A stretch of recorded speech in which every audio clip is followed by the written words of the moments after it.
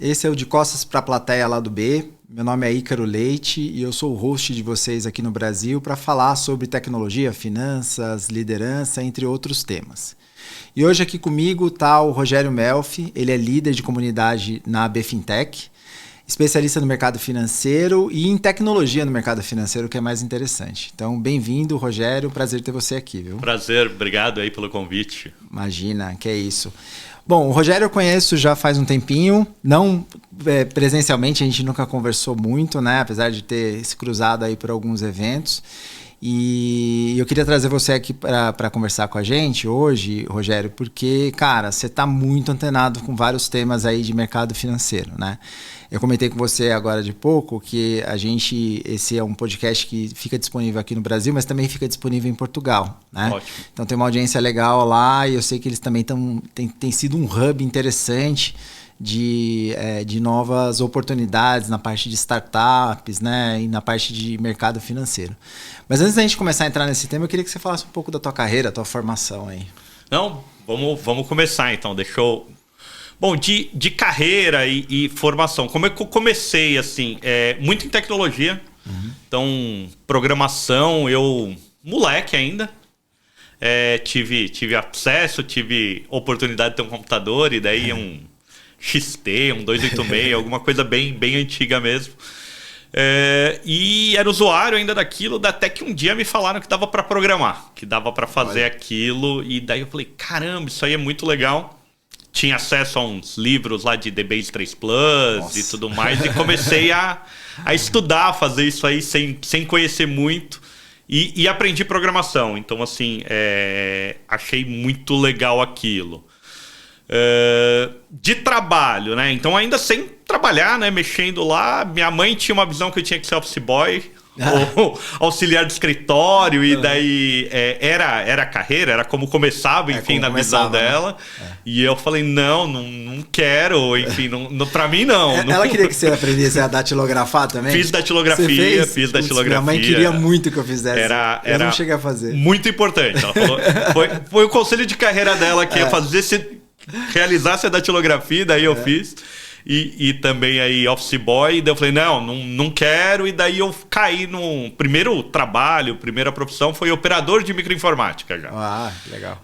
E já um pouco na área de financeira, na verdade era um birô de impressão, então a gente recebia arquivos pré-internet, isso, então era através aí de modems e uma conectividade muito semelhante a uma BBS, mas não uma BBS, né? Uma rede ponta a ponta que a gente estabelecia para receber os arquivos de cobrança e fazer a impressão de boleto. Caramba. E daí era uma gráfica, processava aquilo. Mas foi meu começo aí de carreira. Daí, enfim, quando eu fui estudar, eu fui para o colegial técnico, então processamento de dados dentro daquilo, e caí na área de programação. Dentro disso, eu passei por alguns escritórios de cobrança, sempre assim, mercado financeiro e tecnologia, trabalhei com empresas de BPO que fazia compensação de cheque, então sistema de compensação de cheque, fui evoluindo. Mas você não passava a madrugada não, né? A gente passava a madrugada no sistema, porque ele realmente assim, a gente trabalhava durante o dia, mas a execução do sistema era das 8, 9 horas da noite até umas 2 da manhã. 3 da manhã, que era o limite da janela. Sempre meia-noite e pouco, 1 da manhã, ele ficava lento. Então a gente tinha que acompanhar, ver o que estava acontecendo em algumas janelas, né? Então, assim, dia de pico e etc. Próximo de feriados, aquela coisa toda. Depois dos feriados e tudo mais. Que além de processar cheque, era todos aqueles malotes que a empresa deixava no banco para processar de boleto e tudo mais. Que a gente fazia. Era um sistema até bem legal, porque sempre com tecnologia. Então, na verdade, assim, escaneava todos aqueles documentos numa ponta, então tinha uma central de scanner. A gente passava por reconhecimento já, então usando aí OCR e tudo mais. Convertia essa imagem, então tinha todo um processo para compactar tudo aquilo, transmitia para uma central, caía na central para digitar. Então, enfim, a gente cuidava de toda essa esteira. Era um JED com todo esse processamento, cuidando disso. Passei pela B3, só que na época, enfim, faz já mais de uma década isso, era Bovespa. Legal. Clássica ainda, nem BMF Bovespa, Bovespa mesmo. Mas você pegou o pregão funcionando ainda ou já era Não, já era tudo eletrônico e daí eu participei, na verdade, de uma migração lá que vocês estavam com muita coisa em alta, enfim, COBOL e tudo mais, para VB6 na época. Então, assim, ainda trazendo aí para VB6, daí depois vocês passaram por um processo ainda de outras migrações aí de tecnologia. Esse é o histórico mais longo, né? Então, dentro disso, e toda essa parte da minha carreira, da minha jornada, foi tecnologia, foi desenvolvendo e entendendo. O que aconteceu depois disso daí, assim, comecei a cair em umas empresas que me provocaram e falaram, não, putz, eu não quero que você faça, eu quero que você lidere esse time de tecnologia. Não, você tem que agora ir lá no cliente para pegar e fazer o levantamento do que ele está querendo. Quase a força, né? Então assim, foi nem tão natural, talvez, né? Assim, foi caminhando de tipo, mas ajuda a preparar então o escopo dessa proposta, começa a fazer isso. Então eu comecei a caminhar para atividades cada vez mais administrativas, digamos assim, produto, pensar qual a estratégia, se tinha que ter aquela funcionalidade ou não, do que a execução, assim. E daí foi isso que eu venho fazendo aí daí nos últimos 15 anos, mais ou menos, que eu me envolvi muito com o mundo de startups, enfim, empreendedorismo. Há uns 10, mais ou menos, então... Putz, foi em 2015, então estamos caminhando aí, quase 10 anos. Eu fundei uma startup que era a Labs Bank, e a Labs Bank era para desenvolver abertura de APIs para o mercado financeiro. Olha. E daí para os bancos. Criamos uma plataforma, eu e meu sócio, daí 2016, 2017 começou a tracionar o que era Open Banking, né? Na época, e daí, putz, eu já tenho uma solução, eu tenho isso, tentei vender para todo o mercado financeiro. Ninguém queria comprar, porque era um pouco aí de inovação, enfim, proposta de valor na época, assim, só para contextualizar, era muito mais assim, você vai abrir as APIs e vai estar com um ecossistema aberto, então mais inovação aberta do que realmente assim atender o usuário final, uma demanda do regulador. Poucos bancos quiseram aquilo, mas eu aprendi muito. Então, enfim, cada vez mais dentro disso. Paralelo a isso, daí sim eu comecei a me envolver muito forte na associação, na BFintech, para entrar com oportunidade de olhar para pagamentos instantâneos, Open Finance, regulação dentro de políticas de crédito e etc., que a gente poderia colaborar com o regulador de, se funcionar assim é um pouco melhor para o ecossistema, se funcionar assado, e até ouvir do regulador falando assim, eu quero fazer isso com esse objetivo, com isso e tudo mais. Daí eu comecei a liderar alguns grupos de trabalho dentro da associação e sempre no mercado de trabalho. Daí eu passei por, mais recente, aí eu estava na TecBan, com uma solução de Open Finance para o mercado e etc. Visão de carreira, uma visão de pano de fundo é um pouco isso, e daí eu fui somando um pouco nisso algumas formações, assim, como... Fiz lá o processamento de dados que eu comentei, daí eu fui estudar administração. Depois de construir a administração, eu fiz uma graduação ainda em contabilidade, então eu sou contador. Muito provocado na época por causa da Bovespa, porque lá eu tinha acesso a muito balanço, lia muita notícia, etc. Eu falei, não, quero mergulhar aqui em contabilidade. E daí comecei a me especializar mais em dados e banking, que é o que eu tenho hoje aí de formação. Entendi, legal. Cara, bom, tem uma gama de assuntos que eu queria conversar com você, mas me fala um pouquinho mais da BFintex. Por quê? Porque eu reparo, assim, eu observo, né? A gente participa de vários eventos juntos e tudo mais, até teve um evento recente, eu não sei quando é que vai sair esse episódio exatamente, mas teve um evento recente que a gente participou no Rio de Janeiro, né? O Rio Innovation Week. E eu vejo que a BFintex ela tem um papel de fomentar diversos assuntos, diversos temas. Mas uma coisa que me parece super interessante é que, e eu até queria validar isso com você, acho que desde a criação ela ajudou a criar um ecossistema muito interessante de fintechs que fez com que a gente tivesse praticamente uma revolução nos últimos 10 anos com a legislação que foi criada aqui no Brasil e tudo mais, né? É isso mesmo? É essa mesma impressão? A gente tem uma participação importante nisso, sim. Que talvez é mais importante assim dentro disso, mas assim... provocado pelos reguladores. Tá. Então, pelo Banco Central, pela CVM, pela SUSEP, enfim. A associação ela tem quase 8 anos, está com 7 anos e meio, quase 8. Eu estou desde a fundação. Como ela foi criada, né? Foram fintechs que estavam na época assim, se formando, falando com o regulador, e o Banco Central chegou uma hora e falou assim, cara, eu não consigo falar com 10, com 15, pedindo a mesma coisa. Se juntem e se organizem aí dentro de uma entidade. Daí assim, mas tal entidade não funciona. Mas tem essa outra, putz, eu não sou um banco, eu não sou isso. Então assim, daí foi formada aí a AB Fintech nesse período. Ela tem 3 pontos fundamentais, assim. Então, o primeiro, que realmente é o mais importante para a associação, que é desde a fundação até hoje, é muito esse diálogo com o regulador. Tá? Esse é o pilar principal, é onde a gente gasta lá 70% talvez do nosso tempo, e é isso, assim, grupos de trabalho para entender as demandas das fintechs, do mercado, das insurtechs, fintechs de crédito. Então, quando a gente fala fintechs, é uma gama enorme, né, de investimentos, de pagamentos, etc. Do que elas têm de demanda para a gente poder levar para o regulador, para acompanhar o que está acontecendo. Do regulador, que está trazendo alguma coisa específica para o setor. Então, a gente está discutindo agora, assim, um pouco mais quente, é o tema de Pix por aproximação. Sim. Então, ele vem e faz uma consulta pública mesmo para os grupos de trabalho, falando assim, eu quero escutar do ecossistema, o que vocês pensam, se essa tecnologia é ideal, se esse modelo que eu desenhei é bacana e tal. Então, é um diálogo aberto.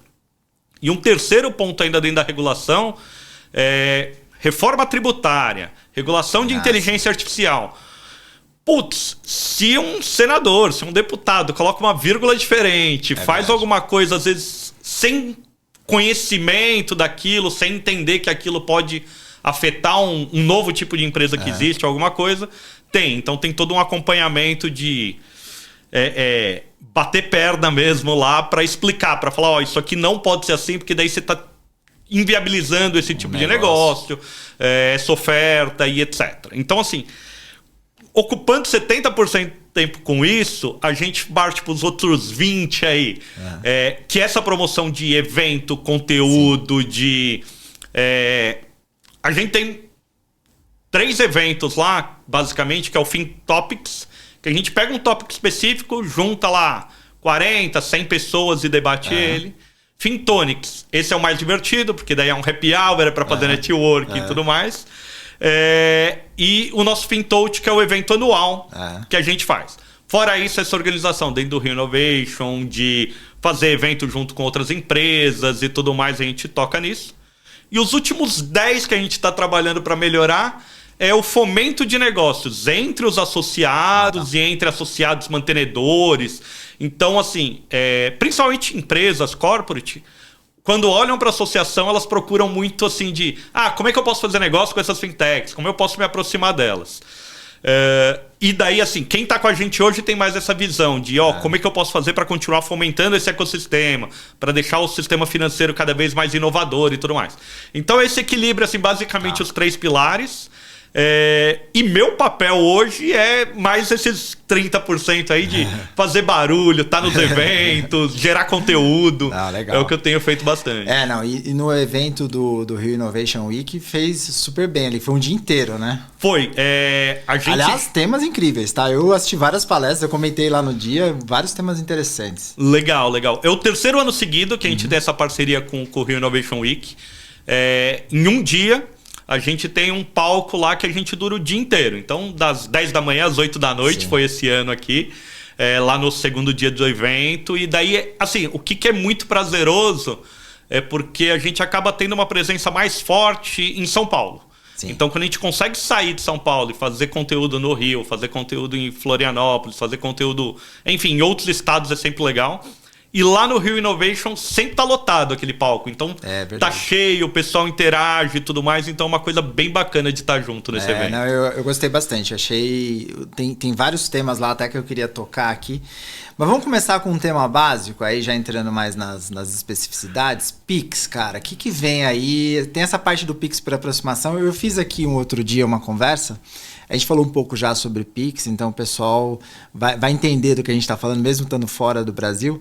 mas parece que vai haver uma mudança na forma como a gente tem a jornada ali, né? Com o Pix por aproximação. O Pix por aproximação basicamente é o que a gente paga com cartão, assim. É isso ou não? É isso. A proposta que tá colocando, que a gente está discutindo, é o Tap to Pay, né? Que é assim, encostar e pagar. No Pix, talvez, e é como se está se desenhando a jornada, eles criem um processo onde você confirme essa operação no seu celular. Tá. Então, existem alguns do grupo de trabalho que estão discutindo se isso deixaria mais seguro, uma sensação assim. Hoje, no cartão, esse pagamento por aproximação, você tem algumas possibilidades de fraude se aquela máquina está contaminada. Pode ter um ataque que é replay, então, em vez de uma transação, ele faz 2, 3, 5, 10... e tem a má fé, talvez, do lojista ou do operador, que pode colocar um valor divergente e você acabar pagando. Então tem esses 2 golpes mais populares que, se você tiver uma confirmação no teu aparelho, você poderia cancelar, você não daria. Na hora, né? O que talvez, daí, eu sou um pouco contra dessa segunda confirmação, desse duplo fator, pela conectividade. Sim. Porque hoje o pagamento por aproximação no crédito, no débito, ele não depende de um device, um dispositivo com conectividade. Ele pode estar o NFC num plástico, numa pulseira ou mesmo no celular sem sinal. Depende da conectividade justamente da maquininha e tudo mais. Então eu não criaria esse ponto de jogar a conectividade para o usuário, porque a gente pode limitar um pouco os casos de uso. Você cria mais uma linha de conectividade que talvez não fosse necessária, né? E daí assim, casos de uso, né? Assim, se eu sou um cara que tem um celular com NFC top de linha, né? Então um iPhone, um Android, que já são os médios para cima. Talvez eu não queira fazer um Pix. Eu vou fazer o pagamento no meu cartão porque eu ganho milhas, ganho pontos, faço, enfim, tenho isso.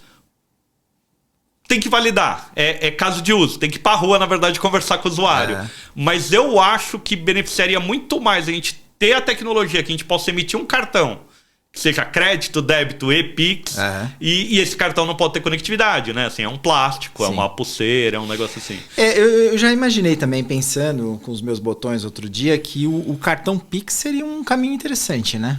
Então... Tem estudos nesse sentido? Você já ouviu alguma coisa? Então, pode sair agora justamente com essa proposta do Pix por aproximação, porque o que a gente tá, né, numa consulta, num bate-papo aberto com o regulador, todas as entidades, mas a BFintech também nisso daí, grupos de trabalho, e um dos questionamentos é isso, assim, faz sentido a gente ter o pagamento offline, daí não seria offline nas duas pontas, mas offline no lado do pagador. E daí é lógico, assim, as fintechs vão se envolver, todo o mercado, enfim, para criar um consenso. O que eu trouxe é a minha opinião, né? Não dá já um consenso de mercado. Mas daí vai sair, sim, uma resposta da associação e de todos trazendo isso. De, não é importante, porque vai trazer benefício de segurança, disso, daquilo é maior. Ou sim, é importante a gente pensar numa jornada onde seja um plástico. E daí todo aquele... daí classe C-, D, E, conseguiria usar isso daí. Chegou o plástico em casa, o cara vai lá, opera e segue a vida, né? Isso, e daí isso daí reduziria bem, de repente, uma trilha aí de débito e viria todo mundo aí pro Pix. E quem é usuário de crédito, daí tem algumas outras vantagens que o Pix hoje não traz, de realmente milhas, bonificação, ou mesmo organização financeira, de falar todo dia 10 é o dia que eu pago aquilo, então eu vou gastando no almoço, gastando no dia a dia, tomando café, mas no dia 10 é o dia que eu pago. Existe uma organização financeira aí por trás disso. O Pix tem uma vantagem ali de valor agregado imediato financeiro, né? O dinheiro cai na conta da pessoa, tal, aquele pagamento instantâneo. Mas realmente você tem que entrar na sua conta corrente, digitar e etc. Para mim, assim, eu sinto muito isso quando eu pego um táxi. Eu já sei exatamente onde é que eu tenho que entrar. Quando ele está fazendo a curva para entrar na minha rua, é ali que eu tenho que abrir o aplicativo, porque vai levar uns 20, 30 segundos até eu chegar em casa, né? Então, pro recebedor, né, o Pix traz muitas vantagens, e daí por isso que cada vez mais ele deve se popularizar. Pro pagador, essa jornada ainda é custosa. Não é super fluida. E daí vai melhorar isso. Daí com o Pix por aproximação e tudo mais, vai ficar mais fluido. No seu cenário, assim, se você já paga o transporte com Pix e tudo mais, vai ficar muito... Desses 20 segundos vai cair aí para os 3. E só vai ter uma confirmação no seu celular que você vai vai dar um ok, assim. O que eu gostaria que você nem tivesse esse ok para sair. O que você vai ter de qualquer maneira ainda nessa trilha de pagamentos instantâneos e junto com o Open Finance, né? Dentro de alguns aplicativos se você usa lá o 99 Táxi, o Uber, enfim, iFood, etc., você já pode hoje cadastrar a tua conta bancária como um meio de pagamento recorrente, que a gente chama lá no Open Finance de jornada sem redirecionamento. Então, assim, você dá uma vez a autorização para aquele aplicativo fazer pagamentos e ele vai fazer Pix para aquele aplicativo, para aquele destinatário, todas as vezes que você tiver isso. Com isso também já vai acelerar mais o número de Pix e tudo mais para toda a população. Eu não sei, no começo, quando eu estava avaliando a questão do Pix, estudando, né, me debruçando, primeiro que eu acho que assim, a gente, como Sistema Financeiro Nacional, tem sido muito feliz nos últimos 20, 30 anos, de certa forma, né? Com a criação da TED, depois as evoluções que vieram acontecer. Mas o Pix, de fato, é um negócio revolucionário, né? Assim, o fato da instantaneidade, o modelo ser relativamente leve, simples, eu acho que isso tudo é muito bacana. Mas eu acho que ainda tem uma série de coisas que podem ser aperfeiçoadas nesse ecossistema, né? Por exemplo, Pix parcelado. Será que um dia sai alguma coisa assim nesse sentido? Eu acho que isso pode sair. O que eu vejo, assim, antes do Pix parcelado, eu acho que o mercado ainda tem que resolver uma dor que é do recebedor. Tá. Então, o que você vê hoje, assim? Muitas empresas que... Assim, o Pix tem um volume enorme. Então, assim, se antes eu tinha que transferir dinheiro para você e tudo mais, tem que fazer uma TED, tem que fazer isso, não fazia. Ou esperava acumular 2, 3, 4 vezes para daí fazer isso daí. Então, melhorou pra caramba esse P2P entre pessoas e tudo mais. Mas realmente, quando eu vou fazer esse pagamento para um fornecedor e etc., você vê pegar a escola do meu filho, continua mandando boleto. Cara, por que você não tá ainda no... Então, assim, o sistema dele, a automação dele para fazer conciliação, para ter o recebimento por Pix, etc., ainda não tá 100% maduro, ainda não se desenvolveu. Empresas que fazem... Eu empreendo, recebo algumas coisas, empresas que fazem pagamento por TED para mim. E daí, você não precisaria mais mandar uma TED que tem custo para aquela empresa. E ela faz isso, ela faz o processamento ainda via TED em vez de fazer. Então, assim, automatizar o sistema dessas empresas para já estar na trilha de pagamentos instantâneos, tanto para ela fazer o cash-in dela, como fazer o pagamento de fornecedor e tudo mais, eu acho que vai ser o próximo boom, porque a gente vê assim que o Pix, a curva de volume dele é crescente, mas quando vai em volume transacional, onde ainda tem o maior volume transacional é TED. Que é um instrumento onde o pagador ele tem custo, né? E todo mundo deveria ter falado, não, putz, eu tenho que te mandar 30 mil, cara, eu vou pro Pix, eu vou fazer isso. E não, ele manda o TED ainda. Então melhorar essa parte das empresas, eu acho que... E daí não depende de regulador, de Banco Central, nada. É desenvolvedor de RP, enfim, é o ecossistema começar a ver isso, ou o próprio empresário, de falar, cara, eu podia estar economizando, minha chave Pix está nesse banco, se eu mudar para esse, eu pago menos tarifa, enfim, toda a competitividade que isso gera. Mas daí entrando em novas funcionalidades, né? Daí quando a gente vai para o usuário final de um Pix parcelado, ele tem uma garantia e tudo mais, o que dá para fazer? Como instituição de pagamento, banco e tudo mais, criar esse benefício para o usuário. Então, assim, eu tenho aqui já um cheque especial para esse cara.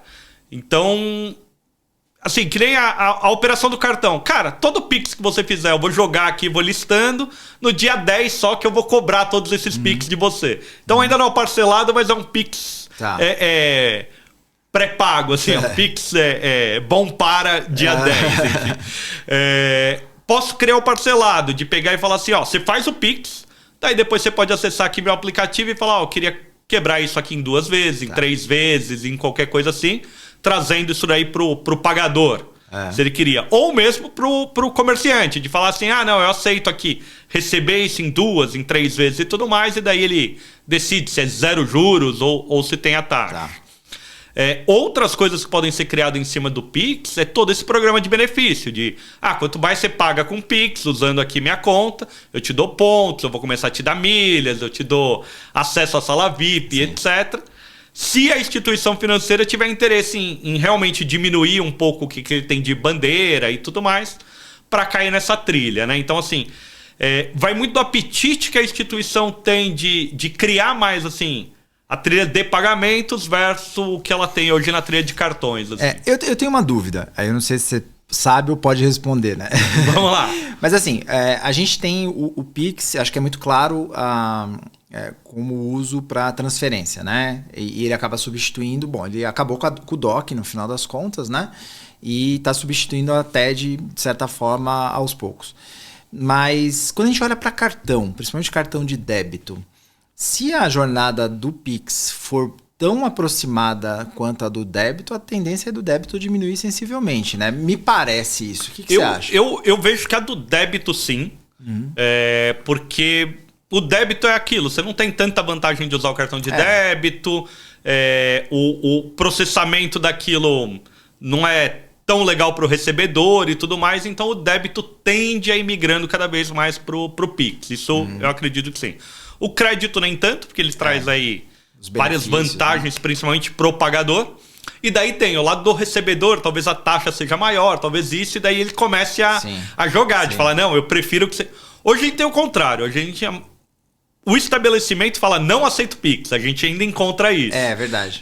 E daí talvez, daqui 1 ano, 2, enfim, o estabelecimento coloque assim, prefiro que você pague com Pix e traga qualquer coisa nesse sentido. Então, assim, ele tende a substituir sim, mas depende muito do mercado, né? Então, assim, a experiência... Eu prefiro, é claro, enfim, entre TED e um Pix, eu prefiro enviar para você um Pix.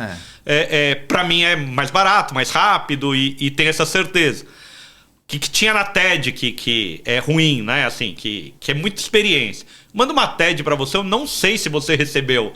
Eu não tenho certeza se eu digitei certo aquelas informações. Então, caía numa esteira que não valida. E daí eu tinha que te questionar, de falar, cara, confirma aí. Chegou, não chegou e etc. Com o Pix, não, eu tenho certeza que você recebeu, assim, é na hora. E daí você podia... Mandava uma TED também, você podia falar, cara, não caiu ainda, porque tinha 30 minutos dentro de uma janela. Podia te mandar depois das 6, e daí você só ia receber no dia seguinte. Então, assim, o que o Pix traz?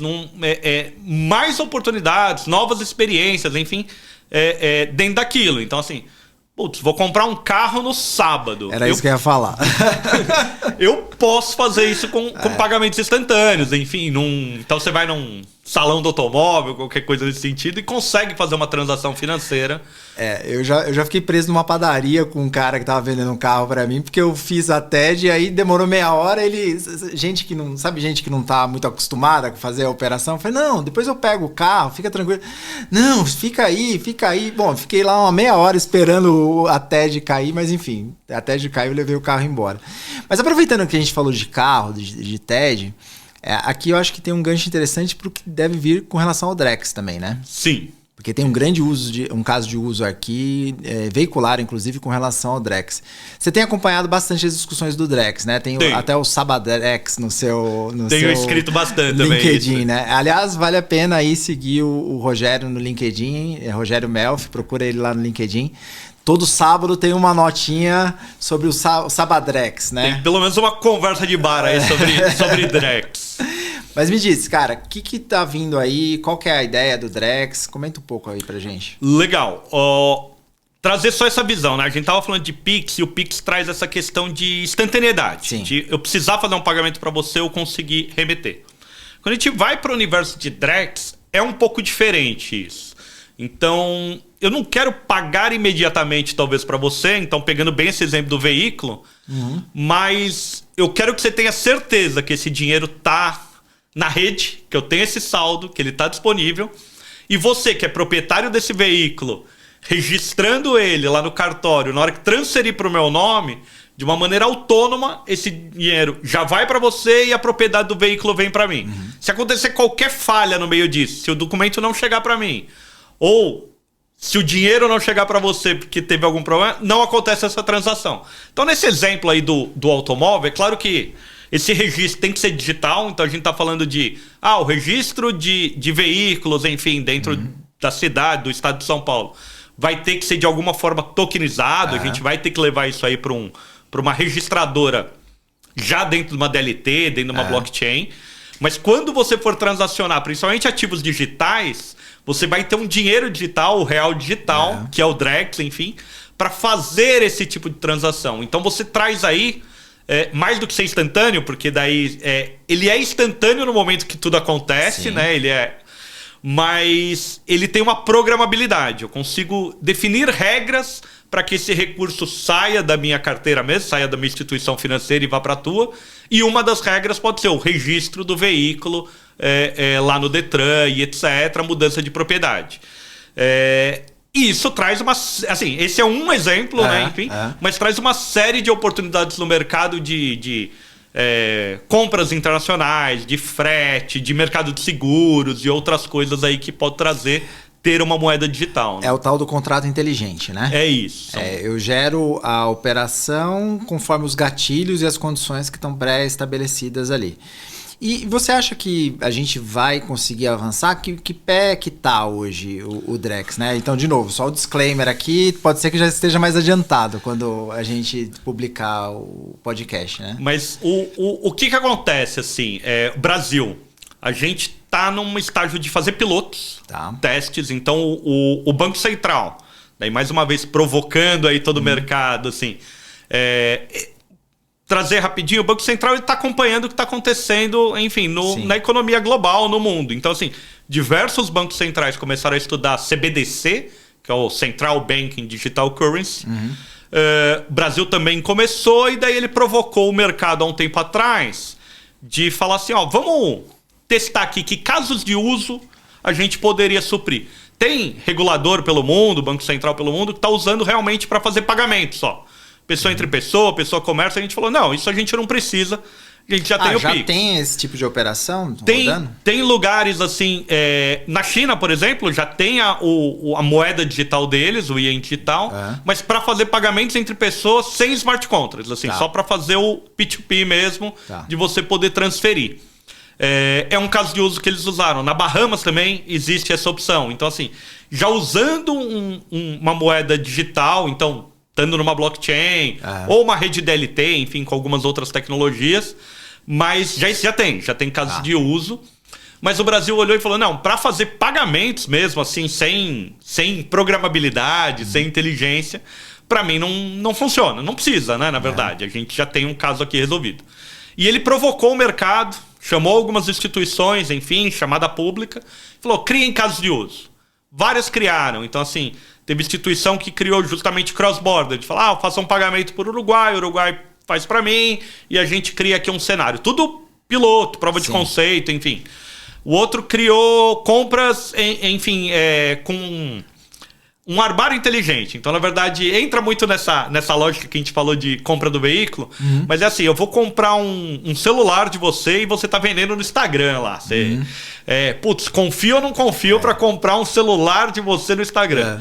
Bom, você manda lá o link para eu fazer o pagamento, aquele link lá é um smart contract, eu coloco o dinheiro naquele contrato e você atrela aquilo a um rastreamento, a um locker, a um armário inteligente. Quando você depositar aquela mercadoria naquele armário, ela anda um status.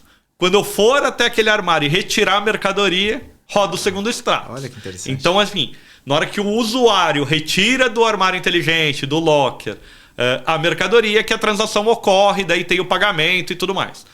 Pode ter vários pontos de falha ainda, mas se você não colocar nada no armário, colocar um tijolo, fazer isso. Então, assim, mas é um caso de uso que daí a gente, enfim, tem que resolver. E várias outras. Foram uns 14, 15 casos, cada um aí usando uma tecnologia, assim, não própria, tecnologias de mercado, mas com tecnologias diferentes.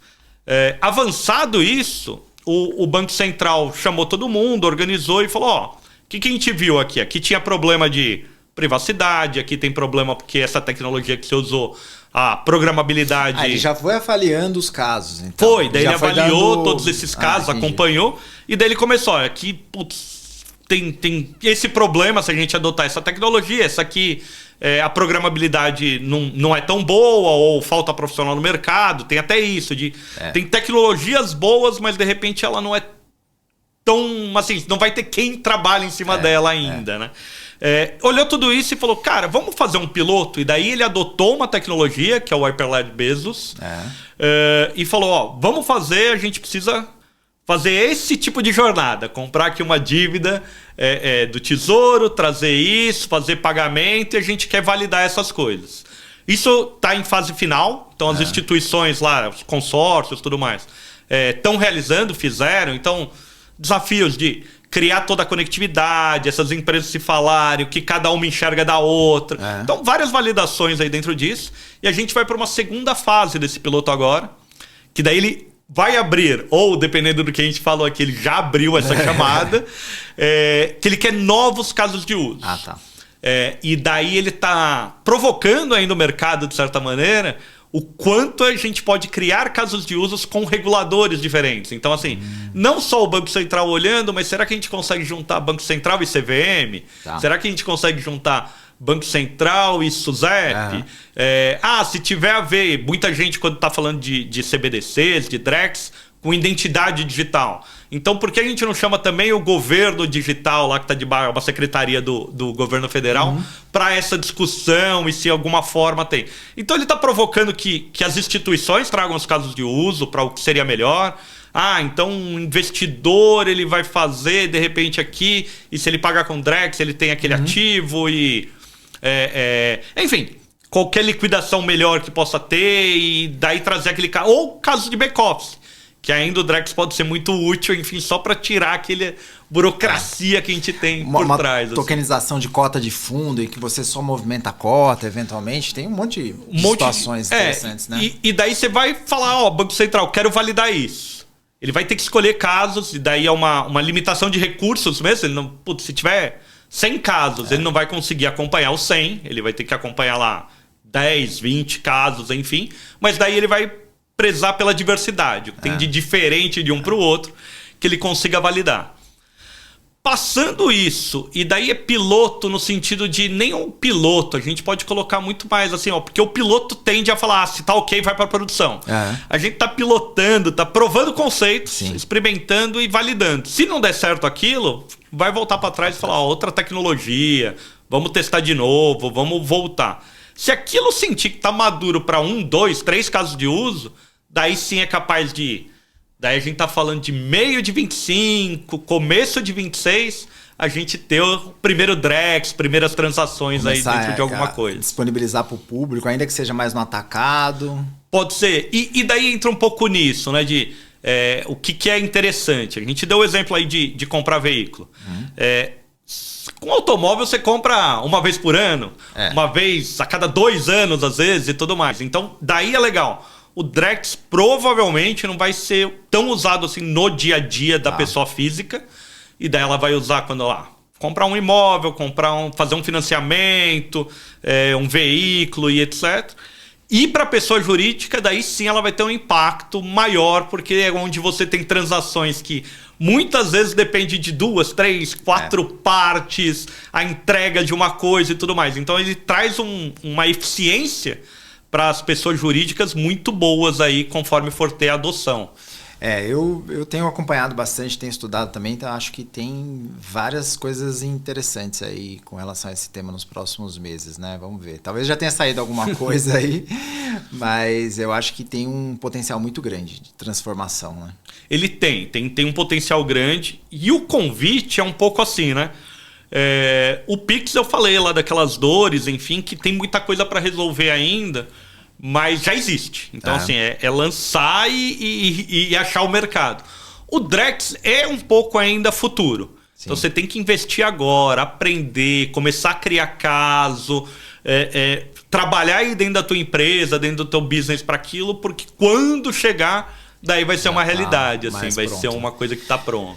Mas aí, deixa eu aproveitar.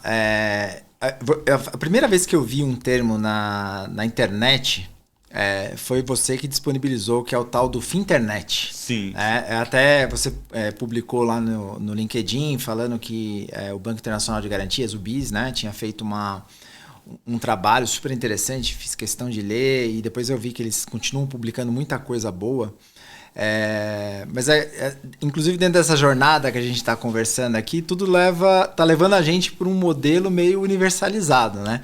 Quer explicar um pouco para a gente o que é a Finternet? Legal, vou explicar. É um pouco isso que você trouxe. Assim, é um paper, então é um conceito muito mais hoje do que uma realidade, mas um conceito que eu gostei muito, assim, que uma maneira fácil, mais ou menos, é assim, ó, quando o começo da internet, ou mesmo a internet hoje em dia, a gente tem um padrão muito simples de mandar e-mail. Por mais que o pessoal talvez não saiba, existem alguns protocolos lá em MAP, POP3, SMS, enfim, SMTP, desculpa, não é SMTP, mas que são protocolos padrões e daí, através de um nome, @, um domínio, eu consigo mandar um e-mail para você e você consegue me responder ele.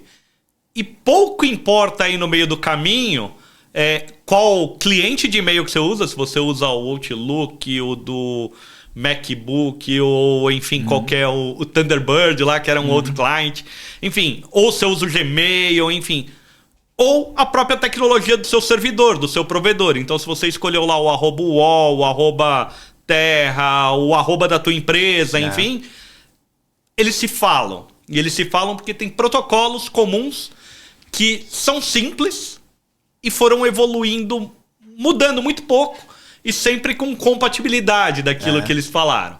Mesma tecnologia por trás do HTTP, enfim, de toda a internet, de você conseguir publicar um site num local e eu conseguir, através de qualquer navegador, acessar ele, ter essa comunicação. Teve até uma época que a gente tinha lá uma incompatibilidade, porque tinha alguns browsers, isso aqui no meu browser não funciona tão bem, etc. Mas a partir do momento que você cria protocolos básicos, comuns, de comunicação, de transferência de mensagens, que é o e-mail e tudo mais, você leva essa ideia, né, esse conceito para o mundo financeiro. Hoje o que a gente tem? Hoje a gente não tem um sistema financeiro global, assim. Você precisa fazer um pagamento para um outro país ou receber, você tem uma dor de cabeça enorme, assim. Você fala, não acredito que isso funciona dessa maneira.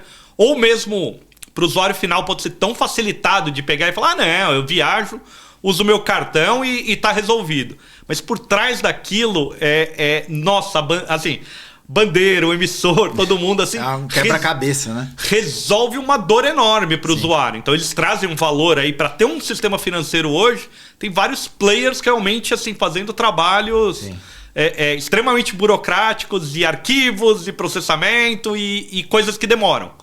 E demoram dias, enfim. E daí talvez a grande discussão da Finternet, a gente comece a ter um novo sistema que a gente crie padrões e conceitos básicos, a gente comece a usar esses padrões dentro de territórios mesmo, então cria a nossa intranet já usando aqueles padrões, mas começa a testar isso daí realmente com cross-border, e daí é que vai se espalhando, e daí, descobrimos uma falha de segurança, não vai ser mais o 1.0, vai ser 1.1, esse protocolo evolui, vai indo, mas todo mundo vai tendo uma compatibilidade e tudo mais. O conceito é basicamente esse, e eu achei muito legal, porque quando você começa... E daí o que tem lá no paper, né? Para isso, precisa ter programabilidade. Para isso, precisa estar numa DLT, precisa estar distribuído. Para isso, a gente precisa ter outros ambientes que sejam os oráculos, né? Enfim, que vai trazer informação para dentro desse ambiente. Então começa a ficar muito parecido com o que a gente está criando de Drex. E daí até num dos papers foi citado, falando, o caso do Drex no Brasil não mas talvez seja um candidato a ficar muito próximo disso. Então a gente tem a oportunidade agora de estar construindo uma coisa que pode ser realmente um caminho para ter um ecossistema mais compatível, mais interligado. Hoje a gente tem assim... Sei lá, a gente... vou mandar uma cobrança para um banco é diferente de mandar uma cobrança para outro banco. A gente já está trabalhando um pouco aí com padronização e tudo mais quando a gente fala de Open Finance, Open Insurance. Mas ainda é uma dor para um falar com o outro, para um se entender. E daí talvez não padronizar o conteúdo, porque o que eu vou escrever dentro do meu e-mail pode estar em qualquer idioma, pode estar em qualquer formato, pode ter anexos ou não e etc. Mas esse envelope que vai estar indo as mensagens, né, de pagamento, de investimentos, etc., talvez ser padronizado para daí a gente ir criando esse ecossistema mais global, assim. Eu li o paper, cara, achei umas coisas super interessantes, assim, a possibilidade de talvez você fazer investimento na China sem necessariamente ter um intermediador no processo, etc. Tem coisas bem bacanas ali, né? Isso, e daí abre todas essas possibilidades que hoje você precisa de intermediários e normalmente esse intermediário está contando com outros players e tudo mais. Uma coisa que tem que ser resolvida em tudo isso, nesse meio caminho, é justamente assim, de quem é você dentro de cada território. Então tem uma questão de identidade digital aí, muito importante, né? Porque, putz, de repente o Brasil me reconhece aqui como um cidadão qualificado, sem histórico e etc, assim, sem antecedentes e tudo mais, né? Com um histórico positivo. Se eu levo isso para um outro território para investir na China e tudo mais, é o mesmo padrão? Ou aquele governo fala, não, eu exijo que você seja, sei lá, maior que 21, e aqui é 18. Então, assim, cada território pode ter uma regulação, pode ter um normativo que precisa ser trabalhado também para ter isso aí. É verdade. E aí você tem, talvez, uma necessidade de trazer o direito para dentro do contrato inteligente, né? Para criar as padronizações, parametrizar o direito no final das contas. Parametrizar tudo isso, ver se aquele produto pode ser... pensar em um seguro, né? Então, putz, eu quero fazer um seguro-vida. Então é melhor eu fazer, de repente, numa companhia lá nos Estados Unidos e daí... Então, assim, vai abrir possibilidades. Hoje já existem essas possibilidades, de certa maneira, mas ela não é popular, ela não é acessível. Com isso vai ter... baixar essa barra, né? Então cada vez fica mais acessível. E com isso mais concorrência. Então traz aí todo muda cada vez mais o cenário global, né? Tem uma discussão bem grande. Bom, tem tanta coisa pra gente falar. A gente já tá encaminhando pro final aqui. Eu queria falar mais um tema. E o futuro do Open, cara? Legal, ótimo. E esse é o tema principal, que eu sou mais apaixonado aí dentro disso, assim. Futuro do Open, né? Então, assim, o que a gente tem, né? Hoje, principalmente no Brasil, a gente começou rapidamente, principalmente o pessoal de Portugal aí, assim, é legal. A gente começou com o Open Banking, muito parecido com o Reino Unido, onde a gente falava lá de conta, produtos de crédito e dados cadastrais, principalmente do usuário. E daí a gente já evolui aqui para o Open Finance, que a gente chama, que engloba de produtos de investimento, produtos de capitalização, né? Então, previdência privada, entra na parte de seguros, principalmente comercializados pelas instituições financeiras, e daí o outro regulador, que é a SUSEP, já criou o Open Insurance, que é todo o mercado de seguros, enfim, para as principais seguradoras. Essa trilha, ela já existe aí mais ou menos há uns 4, 5 anos aqui no Brasil e vai continuar evoluindo por mais uns 15 aí, pelo menos. A gente... ela traz a possibilidade de você fazer o compartilhamento dos seus dados aí. CVM já sinalizou que vai começar a trabalhar com o Open Capital Market, que daí, enfim, é um nome ainda... Se Open Finance é ruim, se Open Insurance o pessoal reclama. Capital Market ainda talvez não é o ideal, mas enfim, que é você poder abrir os dados que você tem de renda variável e compartilhar tudo isso. E principalmente os reguladores estão com viés de portabilidade, de você poder levar seus dados para uma outra instituição, mas também, além dos dados, fazer a portabilidade daquela operação, tanto de crédito, investimento e tudo mais. Então, fiz lá meu financiamento do veículo na instituição A. Passado 3, 5, 10 meses, a instituição B tem uma oferta um pouco melhor, tudo mais, eu poder fazer essa portabilidade para ela. Isso traz uma concorrência enorme. Que eu estou olhando agora, que eu estou tentando fomentar bastante, é o Open nas outras verticais. Então, assim, quando você olha para o mercado de energia, por exemplo, é um que já começa a discutir bastante, e o próprio regulador provocando um pouco, o Open Energy. Então, assim, as informações que você tem do seu consumo de luz, quantas instalações você tem, né? Então, de repente, você é um usuário que tem uma instalação na praia, tem uma instalação, enfim, na cidade, etc. E você não tem como compartilhar esses dados com ninguém, você não consegue ter isso, né? Quantos megahertz você consome, etc. Se você puder compartilhar isso daí com alguém, é interessante. Daí, o dado sendo seu, sim, você deveria poder para inovação aberta, porque vão te ensinar como gastar menos energia, como gerir, como ser mais verde, qualquer coisa assim. E um segundo, para criar concorrência. A gente vai ter um mercado aberto de energia, onde você pode trocar o seu provedor de energia, né? Então, assim, e daí você poder escolher, falar assim, não, ó, com essas informações, eu quero ir realmente para um outro distribuidor, para uma outra empresa. Ou mesmo até compartilhar isso com uma empresa que vende energia solar, enfim, placas lá, que vão pegar e falar, não, cara, ó, eu instalo na sua residência, em tanto tempo você vai ter essa economia e etc. Então, abrir os dados do setor de energia e concessionárias em geral, pode ser água, esgoto, telecomunicações, seus dados e tudo mais, vai te trazer uma série de benefícios e eu, principalmente, sempre no viés de inovação aberta, de a gente não precisa saber agora o que vai resolver, mas se a gente conseguir abrir esses dados, e o importante aqui também, né? Com o usuário querendo, né? Então não é um mar de dados abertos, não é que eu vou abrir esses dados a qualquer um, mas eu dando consentimento, dando autorização, fazendo sign-in lá, que eu quero compartilhar esses dados com outro provedor, eu poder compartilhar. Saindo de energia, a gente vai, por exemplo, para a saúde. Então imagina você poder ter um exame no laboratório, então você fez seu check-up nos últimos 2 anos no Hospital X, enfim, dentro daquela rede. Mudou de cidade, mudou de convênio, fez qualquer coisa, você vai fazer num outro. Vai ser diferente. Vai trazer lá... se você pode até imprimir tudo, levar no papel ou PDF, enfim, mas não tem uma padronização, não está numa API, não está compartilhado com ninguém de uma maneira fácil. Se esses laboratórios, se esses hospitais, se os convênios...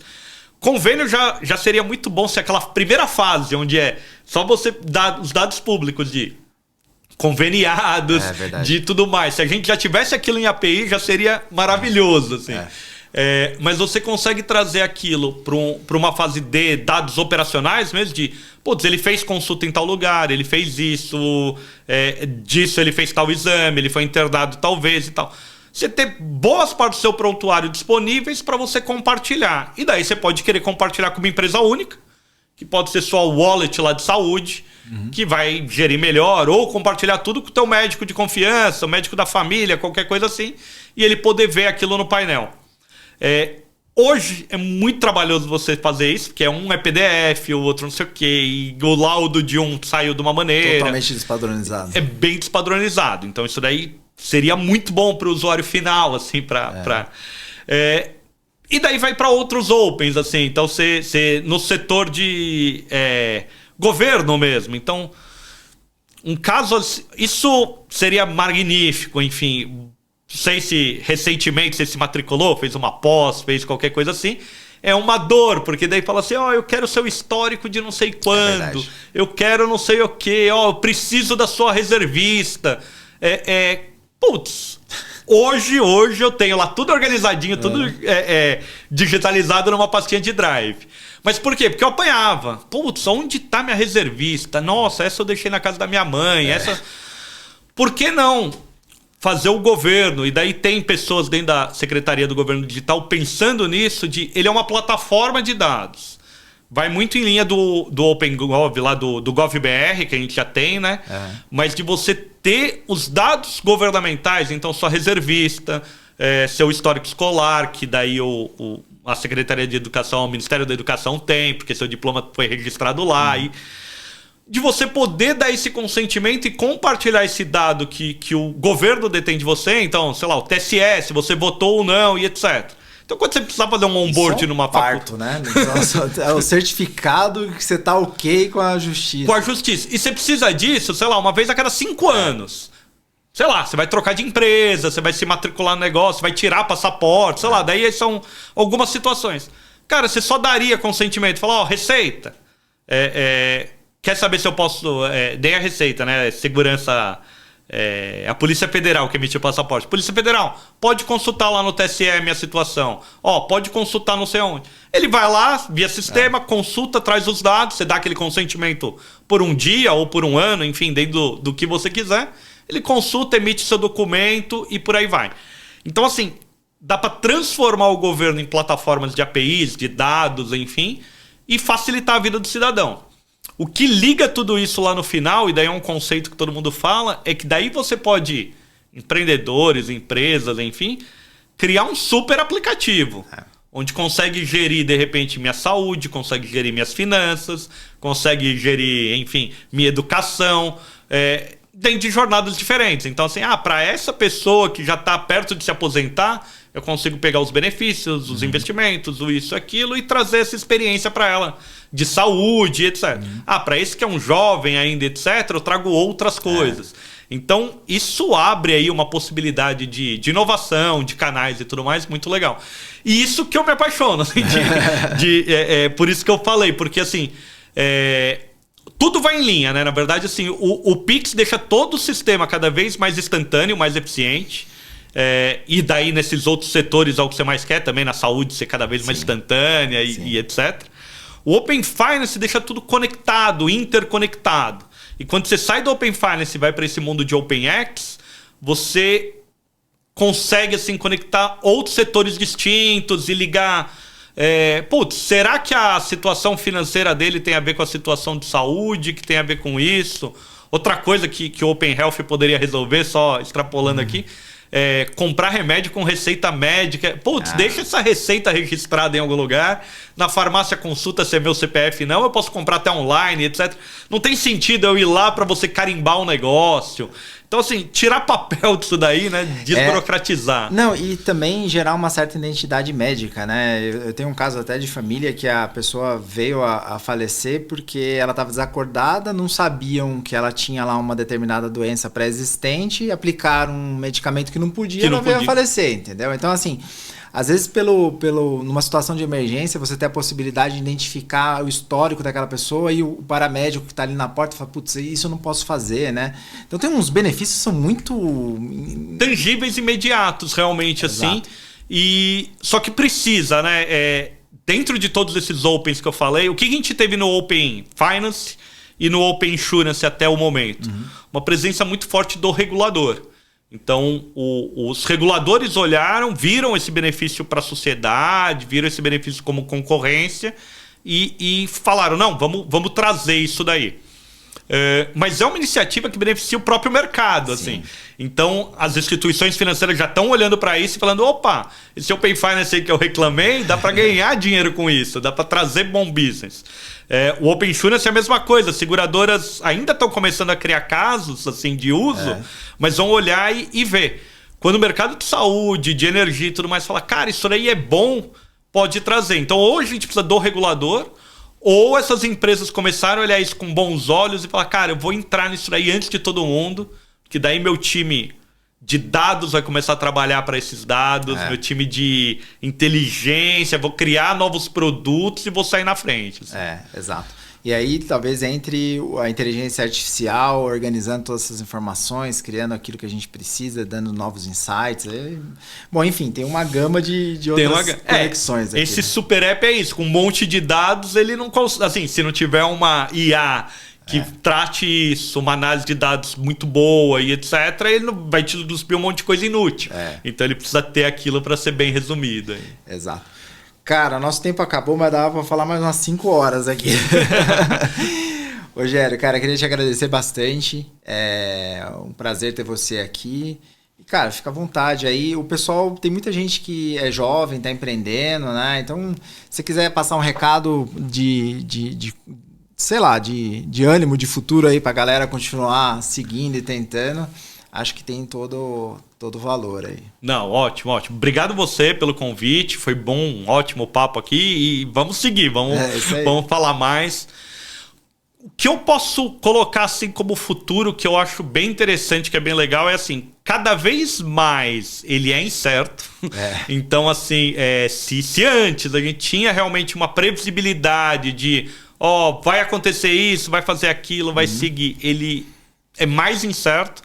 Mas essa incerteza hoje ele gera muita oportunidade, na verdade. Assim. Então, a gente falou de IA agora no finalzinho.